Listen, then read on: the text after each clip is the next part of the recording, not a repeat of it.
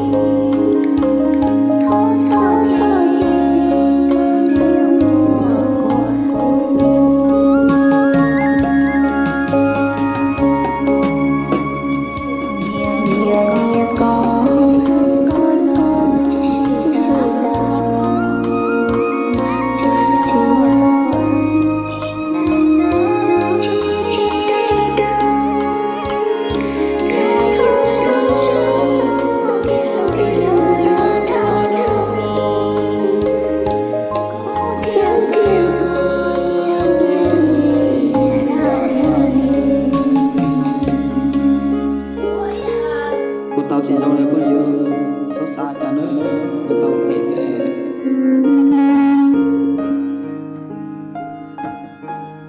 Suốt tối quay mong được con kia ra. Đã trường mong rồi. Có trường nó lúc xuống mong rồi. Để xếp. Nên chạy chứ chị ha. Nó chạy một cái tạ. Đừng hát để khó rồi má. Hát để phải khó cái tay. chờ chờ ha cái tháp bộ tự in lên chạy ra này hát sống cái này cận đây này Vô từ lúc đó là bông bông khi mà hát tại